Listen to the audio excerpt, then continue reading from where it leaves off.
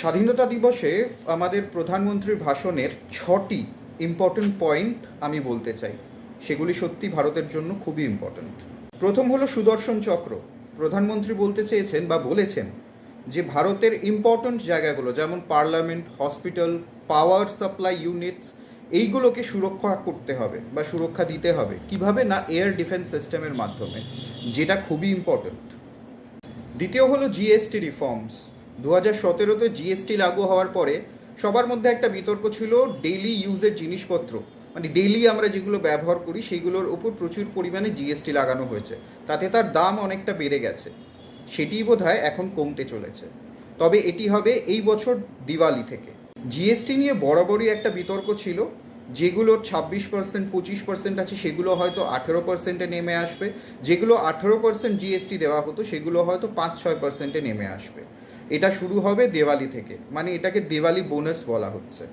Third হলো ভারতবর্ষে semiconductor plant বসছে। সেমিকন্ডাক্টর প্ল্যান্ট বলতে এই যে আমরা মোবাইল বা কম্পিউটারে যেসব চিপস ব্যবহার করি সেগুলো হলো সেমিকন্ডাক্টর চিপস, বা এইগুলোকেই বলা হয় সেমিকন্ডাক্টার্স। তো এই প্ল্যান্টগুলো বা এইগুলো তৈরি হয় মেনলি চায়নাতে, তাইওয়ানে, এইসব জায়গায়। ভারতবর্ষে এর প্রোডাকশন হতো না, এখন থেকে সেটা ভারতবর্ষে প্রডিউস হবে।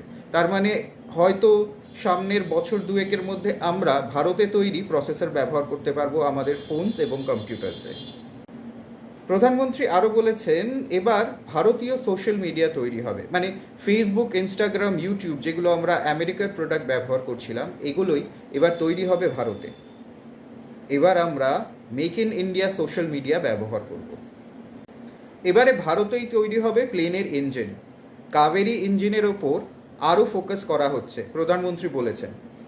তবে মোস্ট ইম্পর্ট্যান্ট যেটা বলেছেন সেটা হলো মেক ইন ইন্ডিয়া প্রোডাক্টসে বিলিভ করুন, ব্যবহার করুন ভারতীয় জিনিস। তাতে এই বিদেশি কোম্পানিগুলোতে আমাদের ইনভেস্ট কম হবে, ভারত থেকে টাকা বাইরে কম যাবে, ভারতের মধ্যেই ভারতের টাকা ইনভেস্ট হবে, চাকরি বাড়বে, প্রোডাকশন বাড়বে, এতে ভারতের অর্থনীতি স্ট্রং হবে।